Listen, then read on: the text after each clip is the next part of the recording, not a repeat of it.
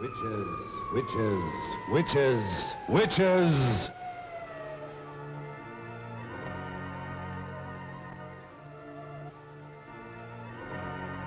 From just beyond the edge of light, from the deeper darkness where no living being has ever walked, comes the terror of those who have given their souls to the devil. This is the story of one such creature.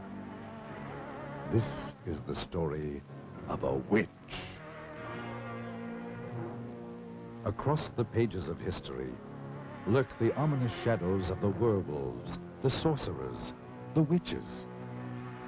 Through the ages, man has known the evil that walks in the shadows of the night and has feared the dark spirits of the unknown. What lies behind these monstrous fears that has chilled the hearts of man since the beginning of time? Do these sinister creatures live only in the superstitious minds of ignorant people?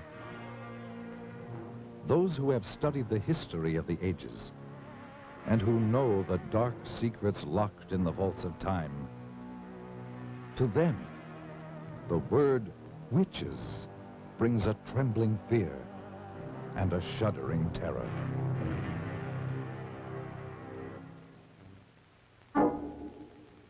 Great minds have sought to explain these things, and in the great museums of the world hang the work of the master artists of another age, giving mute testimony to the horrors of sorcery and witchcraft as they saw it in their day. To tell you this hideous tale, and to better help you understand these murderous creatures, let's go back 500 years, for that will bring us back to the time known as the Dark Ages, when the witches held much of Europe in their black grip of fear. And let us study some of the paintings by the great master artists who lived in the age of witchcraft. And through their eyes and the genius of their art, let us try to understand these strange creatures and the evil forces behind them.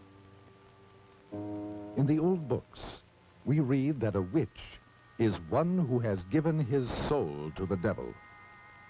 To do this, they must renounce God and all other things that are decent and good. It is said that they make a pact with Satan written in their own blood. In return for this evil deed, the devil gave them supernatural powers of magic and evil. They could make their bodies disappear or change into any kind of beast or animal at will. They were given the power to cast their ominous shadows across the lives of others. They could cast evil spells upon their victims, causing them to go blind or lose the use of their limbs, or even lose their minds. They could turn their victims' lives into nightmares of hell. For the devil is their master, and they must go forth upon the earth serving only the powers of evil. The witches would meet in the night at a prearranged rendezvous, usually in old secret dungeons or in the black depth of a forest. These meetings were called Sabbats and were always held during the night, for the devil's greatest power was believed to be from sundown to cockcrow. And many of the finest paintings by the great artists of that period tell the story more eloquently than words of the strange and evil things that took place at the Sabbat. The witches would appear for this sinister ritual in the form of all kinds of hideous creatures, such as beasts or birds, or half beast and half human. They would begin by celebrating what was known as the Black Mass, which was always conducted by some ex-leader of the church who had renounced God to serve the devil. The Black Mass will live in infamy forever. For here, some of the most terrible criminal acts took place, such as the slaying of children, whose warm blood was offered up as a sacrifice to Satan. Then their bodies were thrown to the dogs, or roasted and eaten by the witches. Following this ritual, the entire gathering would throw themselves into the most depraved orgies of filth and obscenity conceivable to the human mind. But to these evil, perverted creatures, it was all terribly exciting, and it provided an excuse for their unbridled lust and perverted sex. The fact that it had to be carried out in utmost secrecy made it all the more thrilling. Yet those same evil, murderous creatures who changed their bodies into all sorts of hideous beasts and engaged in those unbelievable rituals by night, lived by day as ordinary human beings, such as shopkeepers, housewives, or farmers. And as the years went on, the witches continued their murderous assault upon the people. And it is said that they called forth all the legions of the dead to battle for the souls of the living. For this is the goal of the devil. From the beginning of the 13th century through the 18th century, witchcraft ran rampant through Europe and was practiced with all of its blasphemous and obscene rituals. So, the Middle Ages became the Dark Ages, the age of witchcraft, the age of fear. But men and women who still had the courage to fight did so with all the weapons they knew. And after 5 centuries, the tide of battle turned. In many European countries, the practice of witchcraft was made a capital offense. Rulers decreed that their countries must be freed of this terrible scourge, and that all convicted of practicing witchcraft must die. Armies were called out to hunt down the witches. The fear was so great that entire villages said to be infested by witches were put to the torch. The old records tell of flames rising high into the night sky and hideous creatures streaking across the burning heavens, screaming foul obscenities. When confronted with death, many of the treacherous witches confessed to the most hideous crimes. Even the hardened soldiers who were trained to kill turned away sickened by some of their terrifying confessions. One group of witches alone confessed to the murdering of over 2,000 babies and small children, bought from the brothels and slums of the big cities. At last, the witches were no more. Old superstitions and taboos had yielded to the powers of light and knowledge.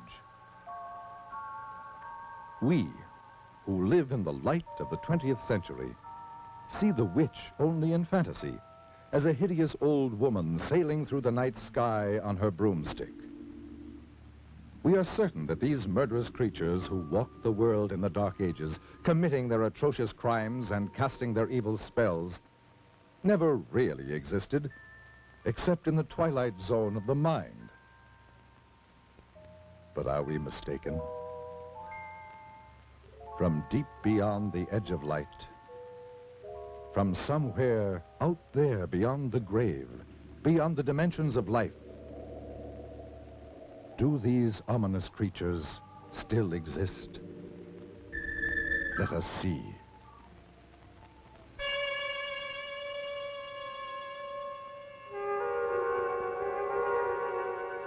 This is the very witching time of night, when churchyards yawn and hell itself gives up contagion to this world.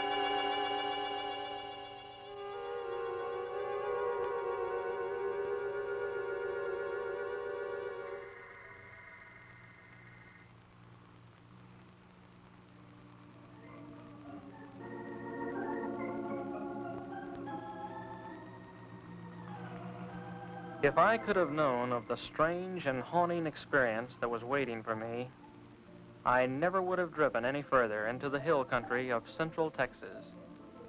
There are those who say that it was all a dream and that it didn't happen at all, nor could it happen in the 20th century. But I tell you, it happened.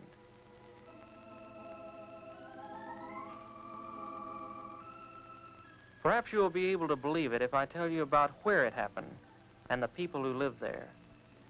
To begin with, it was early spring, and there are few places in the whole world as lovely as central Texas in April. But this is not the Texas of cowboy lore, for here, snug in a green valley rimmed by evergreen hills, are trim, clannish, thoroughly German villages. The German settlers came in 1846 seeking religious asylum in America. The green hills, the rocky slopes, and clear rushing streams reminded them of the hills beside the Rhine. From limestone outcroppings in the encircling hills, they built their thick-walled homes, most of them still standing, mellowed to amber by the sun, still occupied by descendants of the settlers. And they have kept the faith that made their grandfathers brave sickness, isolation, and Indian raids, so that it be kept alive. A characteristic of the valley is the great number of bells, church bells, the Abendglocken with evening bells. And there are the school bells which have rung for 100 years, calling the children to schoolhouses that were built by their great-grandfathers. Though English and German are spoken interchangeably, German is taught in the schools and is still the language of social contact and of the home.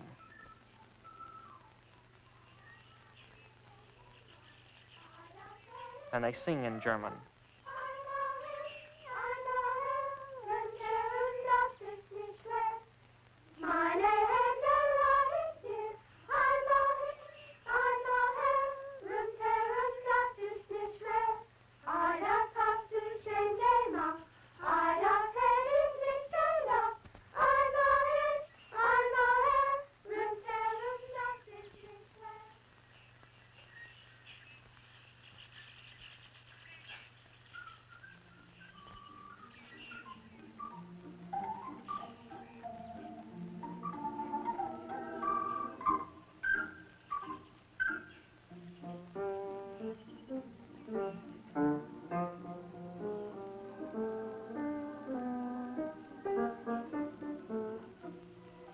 Yes, this was spring, the time of Sangerfest, the singing festival.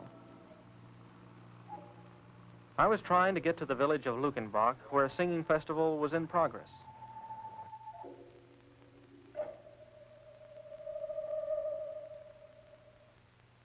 You can joke all you want to about how far a sports car can go on a gallon of gas, but when they're out, they'll sit there like any other car.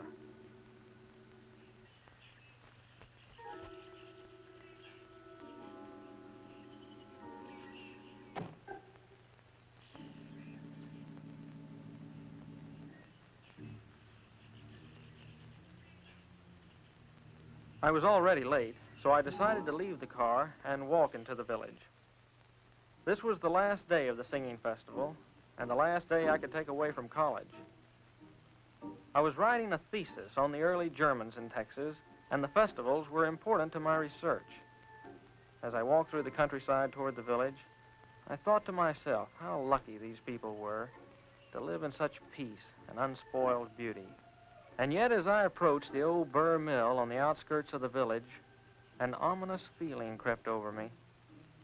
It seemed as if the dark shade trees above the mill race were about to swallow me up and take me back 100 years, as indeed they soon would.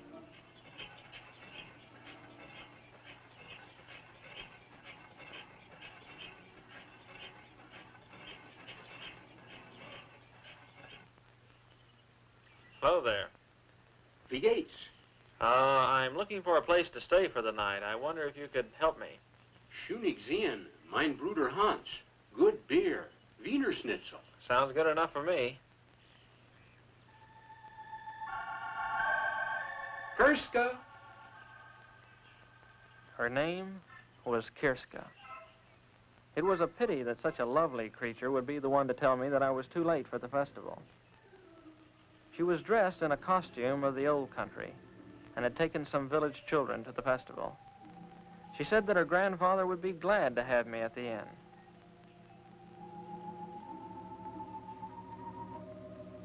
As we turned to go, I couldn't help thinking that the old miller could help me in my search, so I turned to him. He seemed pleasant enough as I asked him if he could help me. But when I mentioned the words superstitions and witchcraft, he simply turned and continued with his grinding.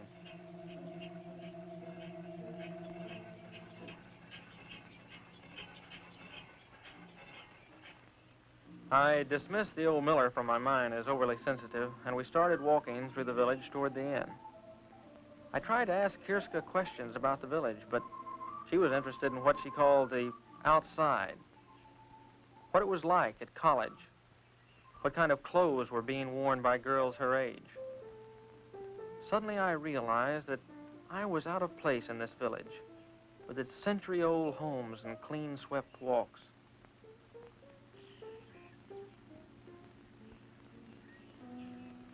But as we approached the inn, her mood changed. It was as if she wanted to help me, but couldn't find words to explain how. You must be careful. The old ones do not like to speak of the spirits and or hex. And your grandfather? Grandpapa will be glad to have you in our house. He will talk of anything you wish, and much of what you don't.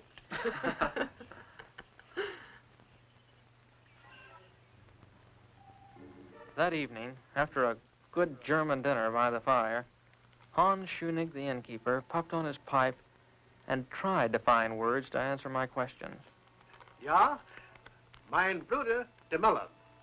The villagers, they are afraid to talk of those days when the spirits were about our valley, especially the Lukenbach witch. The Lukenbach witch? I think I talk too much. Surely after all these years it would be nothing if you told me. I will help you when I can, but we must not talk of the witch. But I promise you, I'm not going to say anything to anyone. I'm just interested Good in night. I had just about given up hope of any help from anybody. Come in.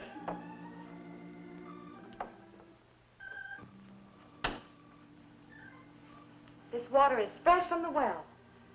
Thank you. Oh, do you have to go?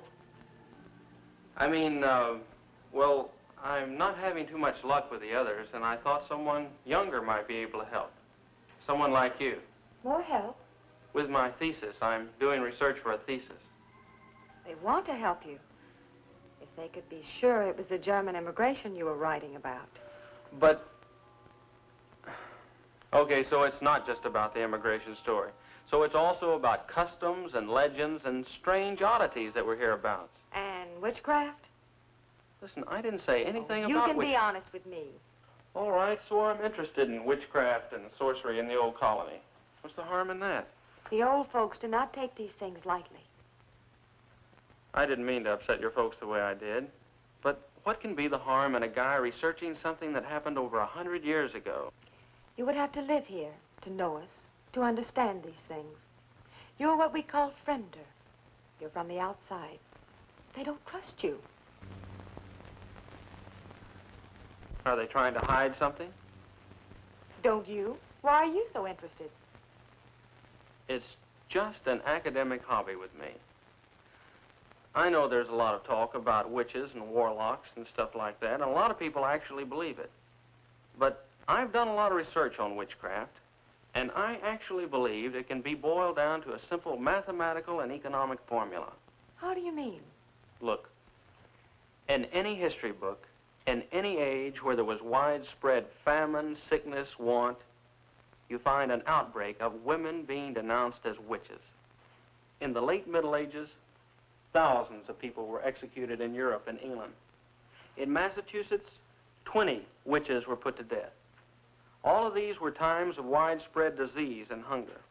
But when your people first settled in this country, they had not only disease and hunger to contend with, they had the Comanche Indian raids as well. Little wonder, then, that the ugly word witchcraft was heard in the new colony. But what pleasure can you get from studying about all this?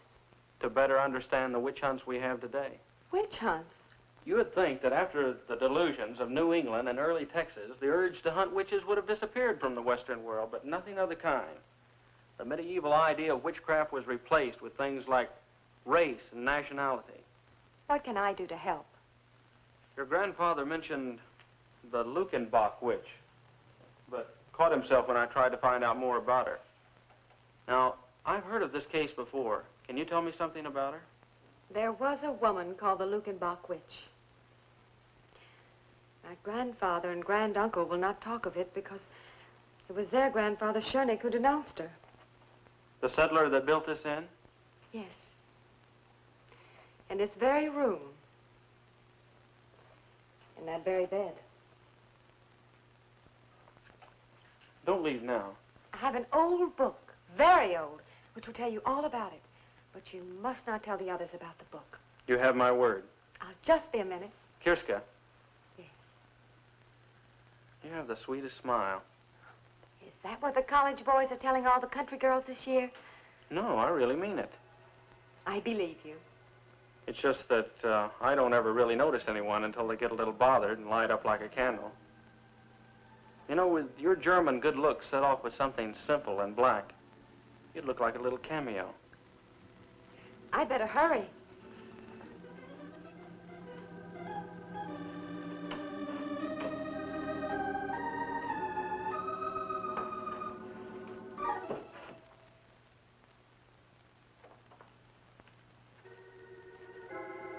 As I finished my packing, I actually felt that my luck was changing for the better. Just how much better, I couldn't describe. You'd have to see her.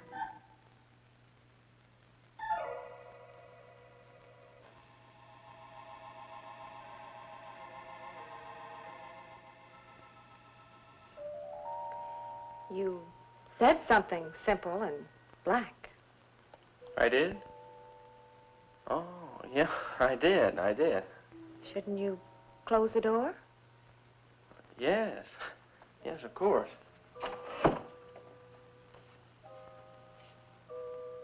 I'm not sure I've got you figured. Because I asked you to close the door? Well, yeah, that and And you wouldn't want Grandfather to know we were alone? No, I wouldn't. Oh, you didn't think I wanted to be alone with you? No. Well, to tell the truth, I'm not sure what I thought at the moment. I'll tell you. You didn't think little country girls ever thought of being alone and things and life? But, Well, who knows more about life and things and being alone than farm people? Well, It's just that farm people don't talk about it too much. Too much talk ruins it. I'll be... I'd better give you your book now and go. Because after giving you your book, I have no reason to stay. Except on one condition. And that wouldn't be fair to you.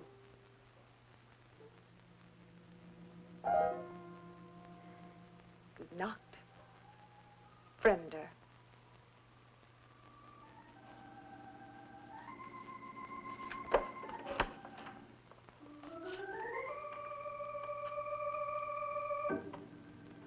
Well, I'll be damned.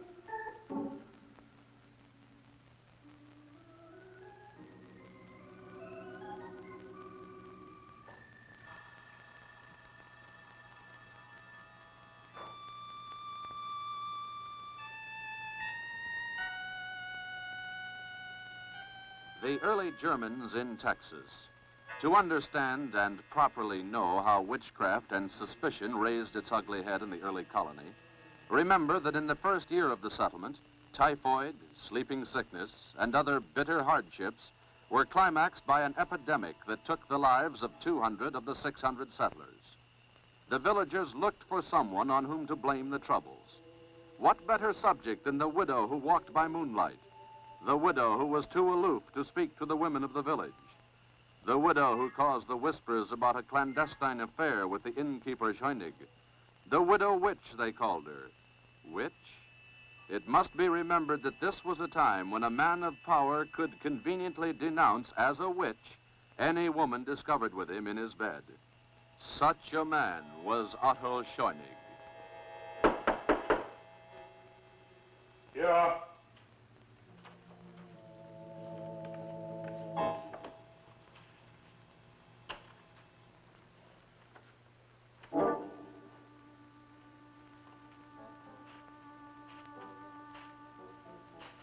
Well, Otto?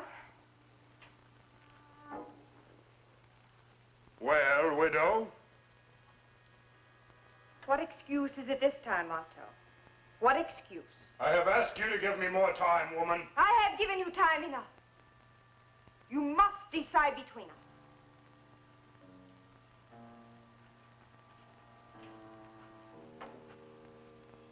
I cannot break charity with my woman while she is infirm. The villagers are talking. I hear them mouthing when I pass their doors. What are they saying, widow? They're saying that I have taken the bed of an invalid wife. They're blaming me for their miseries. The curdling of milk and the spoiling of butter. They say it is the curse of the widow witch. My washerwoman tells me that on Sunday last, the preacher read from the Old Testament. Thou shalt not suffer a witch to live. You must take me away from all this. I cannot break charity with my woman while she is infirmed. You have broken charity with me? What am I? A chattel to be used when convenient? To function where your wife cannot? To lie with, but not to marry? Quiet, woman. Keep your tongue. I'll not be silent. For I fear this talk of witches was born with you. Is it you who have woven this web of spectral evidence about me? Is it you who have called me a witch? Oh, your face belies you, Otto. Would you have me burned?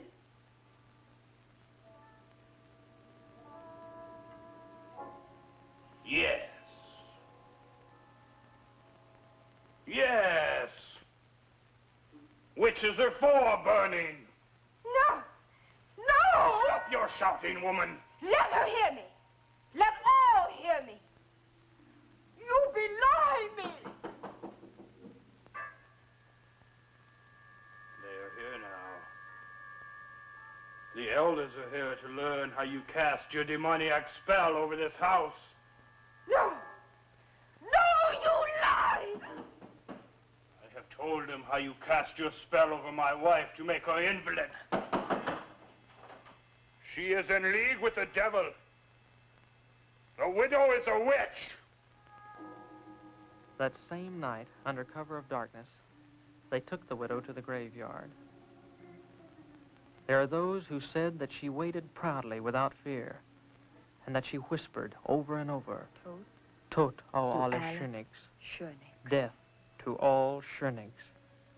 I will return. And with the self-same spire, I will kill all who bear the name of Schönig. How convenient for Otto Schönig that there could be no trial. Death would be by post-oak spire. They buried her not 100 yards from where she had lain with the cruel and deceptive Otto Schönig.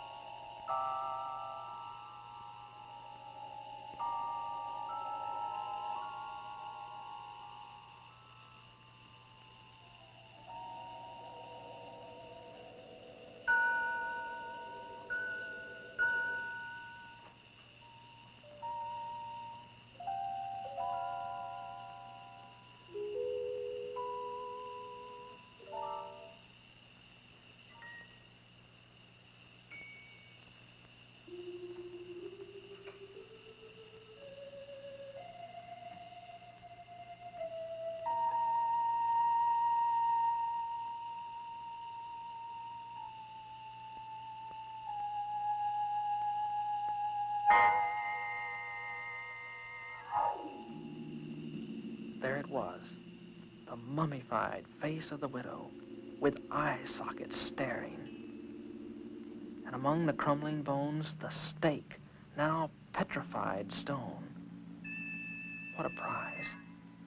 If I could but take the stake, and the temptation was too much.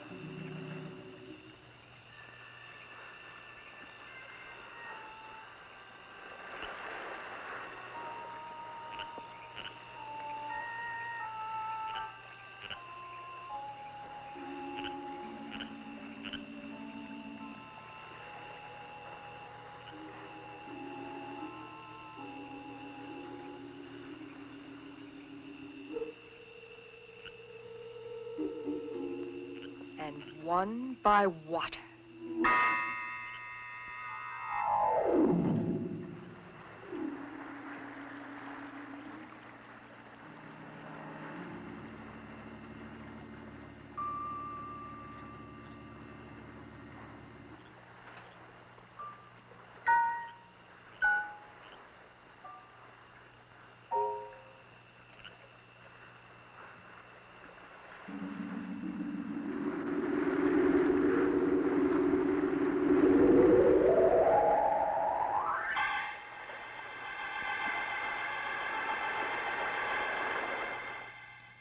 The next morning, the elders came to the inn.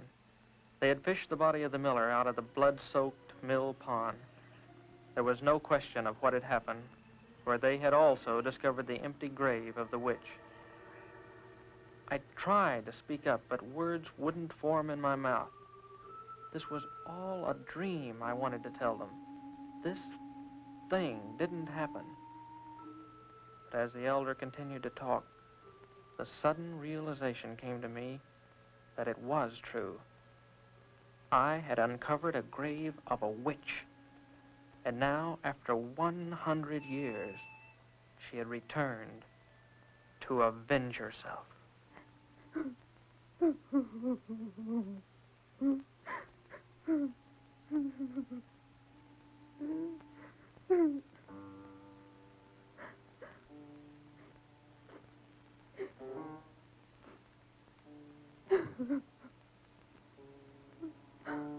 The elder warned that no one should leave or enter the village until the witch be found and return to her grave. Surely the witch would not stop at one death. Where would she strike next? The only two villagers with the name of Schoenig were the innkeeper Hans and Kirska. As the moon rose, we did all we could do, bolt the shutters and wait.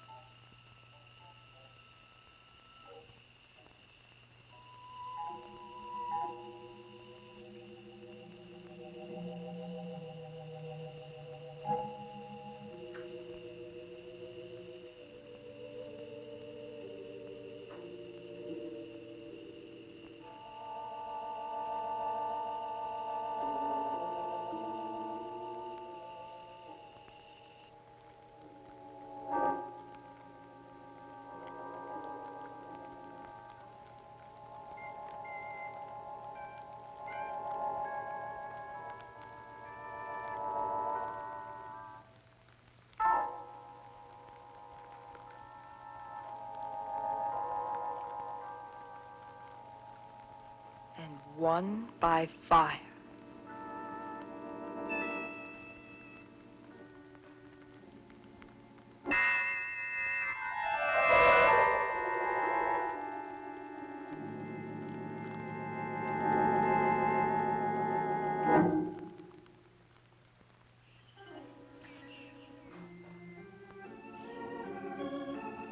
I was the guilty party. Just as surely as if I had held the stake, I had killed them. I could no longer contain my guilt. And yet, some kind of power kept me from speaking up. It was as if I was hexed by the witch herself. I made up my mind to find the witch and stop the killing. The librarian must have wondered at my strange questions. Under the guise of research, I asked her if there was some place people could hide in the hills by day, maybe some place where they went to during the Indian raids. Yes, she could help me. There were some caves downstream from the mill. I had my information.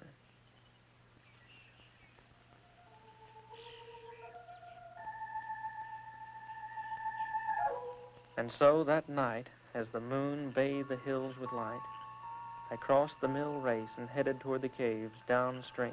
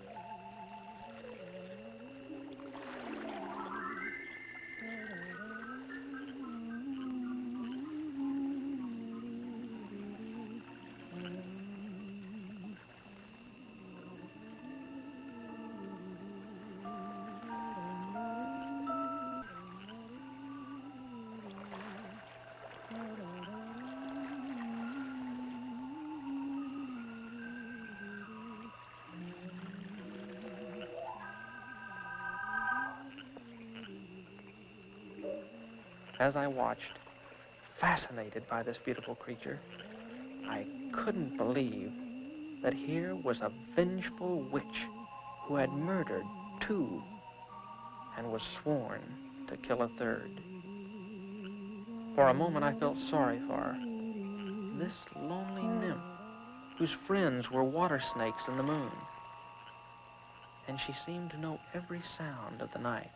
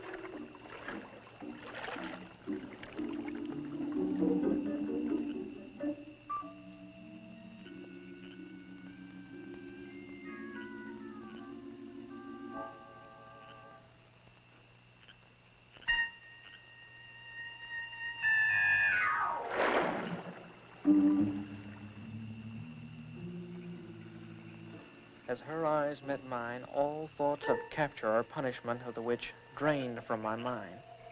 I was helpless.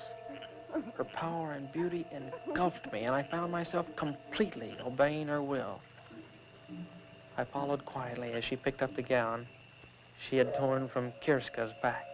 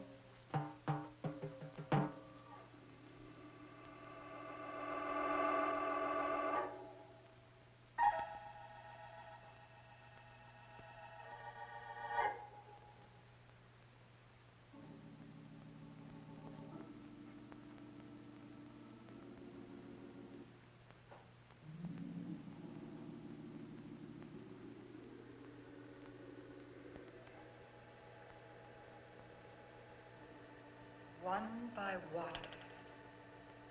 one by fire. But all shall die by the self-same fire.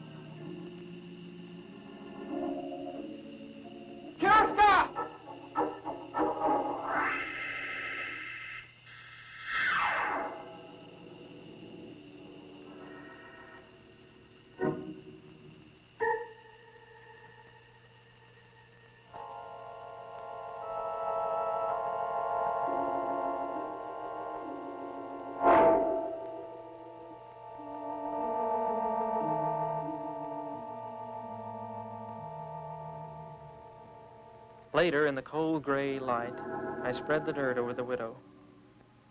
My feelings were mixed.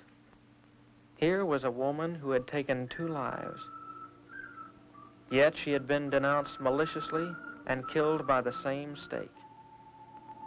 Was she witch or wronged widow? It is not for me to say. I am only glad that her tempest is over and she has returned to her 100-year sleep.